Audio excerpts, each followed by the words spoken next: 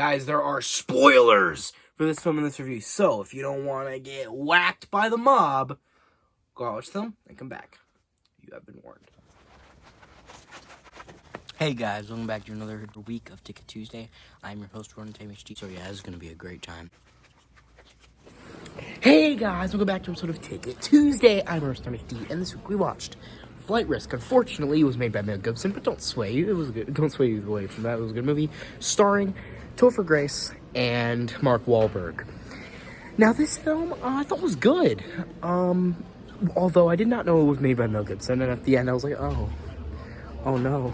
But aside from that detail, I thought it was a very enjoyable, fun thriller, and it was very contained. It was in one location, and it was overall just a really enjoyable movie. I mean, it's not incredible or anything. It's not like one of the best films of the year, even though the year just started. But it wasn't remarkable, but it was a good time. But before I go on a whole tangent, why I like this film, I'll tell you why I like this film and more. Back at the house. Tell me how to fly this thing, or we will die out here. Clearly, you've mistaken me for somebody who actually gives a... You hear that? Looks military. You think he's there to help? He's there to shoot you down. Come on, damn it!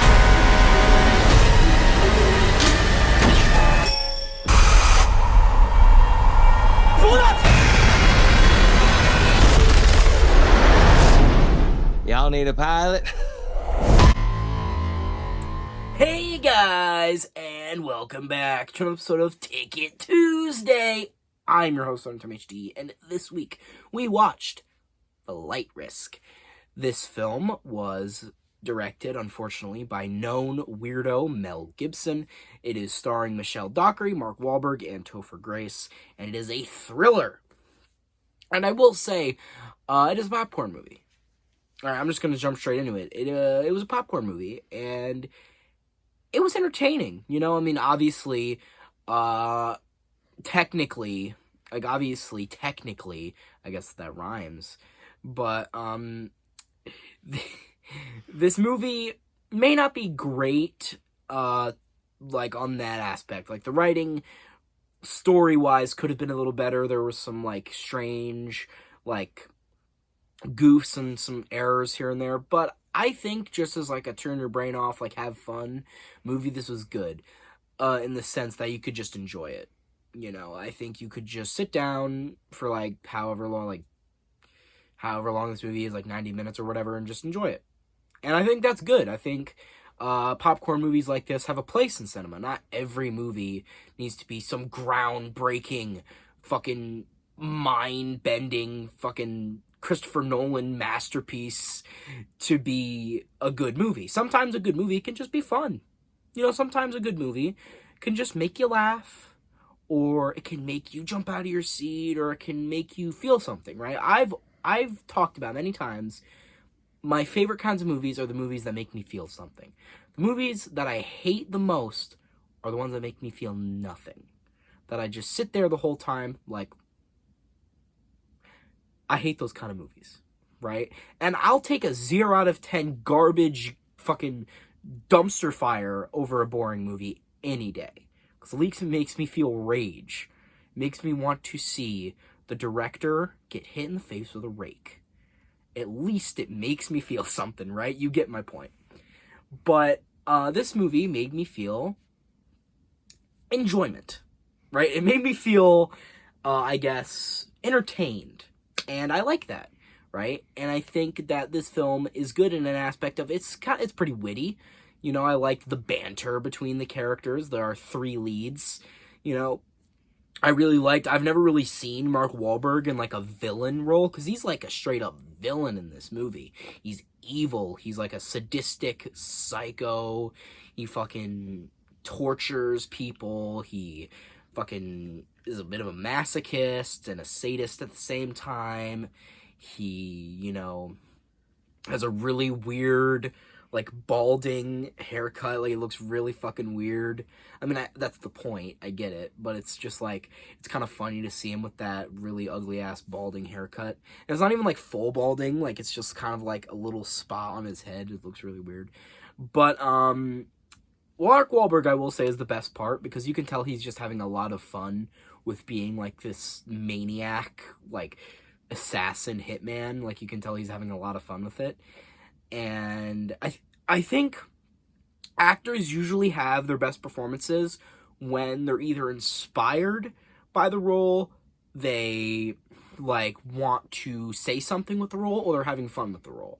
If an actor just takes a role for a paycheck, or they're doing it for themselves, you know, if they're not doing it for any other reason, and by themselves I mean they just want to make themselves look good. Steven Seagal. Their roles are terrible, okay? Because they are never doing anything else. And it's just uninspired. But when an actor is really into a role, whatever motivation they're into the role, they're into it and you can tell. And Mark Wahlberg really loved. He like hammed it up. You know, he was super maniacal. He was super evil. You know, and I loved it. You know, I love evil for the sake of evil villains. You know, I mean, not every villain should be just evil for the sake of it. But I think... but then again, not all of them need to be like 10 layers deep. Like, I think there could strike a good balance, and sometimes you can have either of the extreme. Like, I think super simplistic, just evil, maniacal villains are really fun, right, when done properly. You know, in a story like this, like a not really well layered, just kind of a just freak, you know, that's fine. Because this movie isn't really meant to be anything that deep, so it's fine to have a villain like this, you know?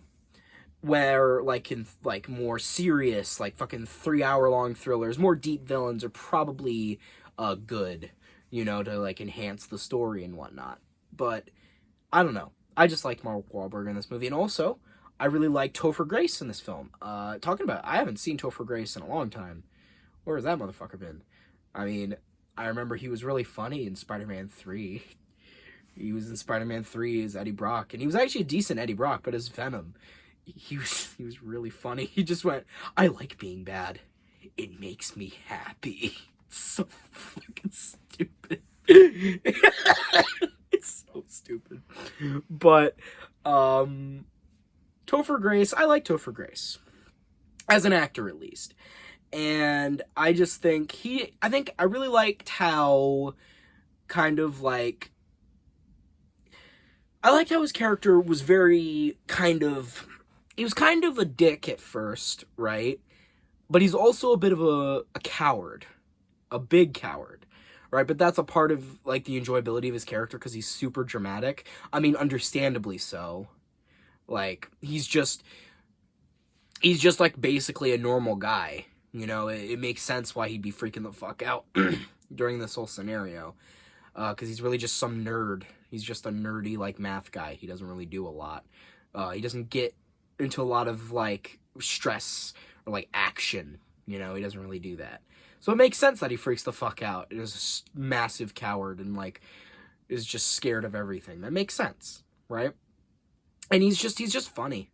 Like, he has a lot of, like, one-liners in this film, and he just has a lot of jokes that land, for me, at least. And I enjoyed his character. Now, Michelle Dockery. I liked her character. I do think, though... Well, obviously, she was, like, the main lead, while Topher Grace and Mark Wahlberg, it was, like, a bit of, like, a 3-lead movie. They were, like, the 3 main characters. I do think that she was, like, the main character, because, obviously, she's, like, the hero of the story, right? You know, she's supposed to protect Topher Grace, to get him to safety, so that he can testify against a big, like, evil mob boss, right? As a witness. And obviously that's why Mark Wahlberg was sent, so that he could kill him, so he couldn't testify, right? Tale as old as time. Yeah, this is Beauty and the Beast now. But, yeah, I really just enjoyed the dynamic between the 3. Because obviously Mark Wahlberg would just, like, say crazy shit to fuck with them. You know, he just fucked with them the whole time. You know, I think he was also just trying to get a rise out of them so that he could, like, get them to make a mistake. You know, usually when you fuck with people, like when you say weird or like inappropriate shit, you're like, if you're smart, you're probably doing it to get a rise out of them so they make a mistake or they slip up. Because usually when people get emotional, they make decisions that they wouldn't normally make. You know what I mean? But, yeah. With that being said, I did very much enjoy, I do think that the dynamic was the best part of the movie. And I also liked how it was a one-set movie, pretty much. I mean, there was a little at the beginning and a little at the end, but it was like 90% of the movie was in the plane.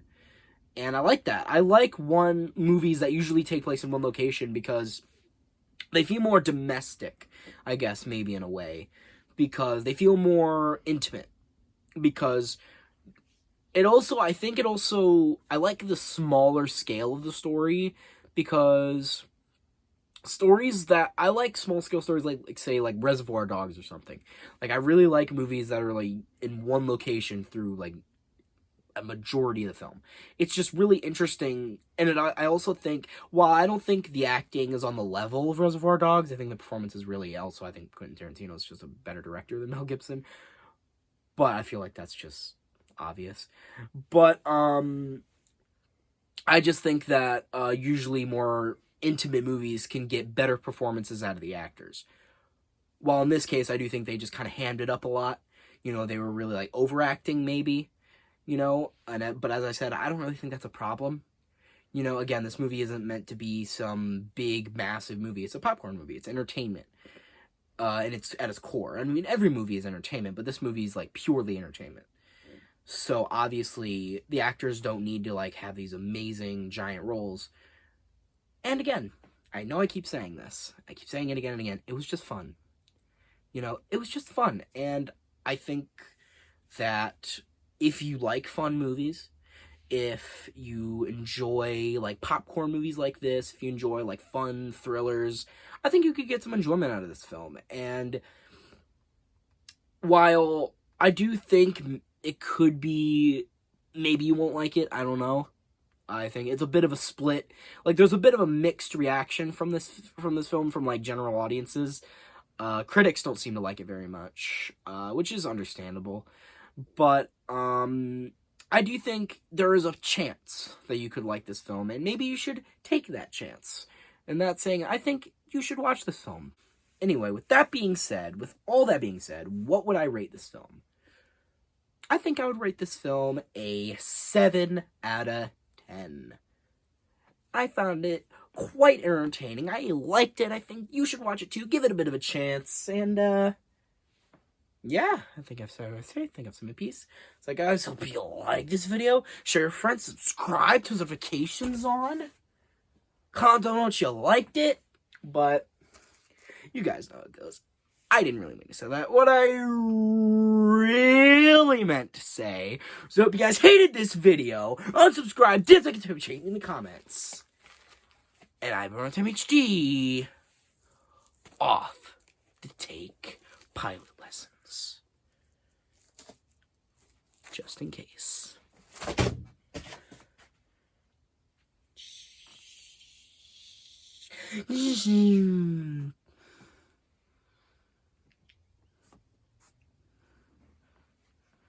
I'm a plane, guys, look.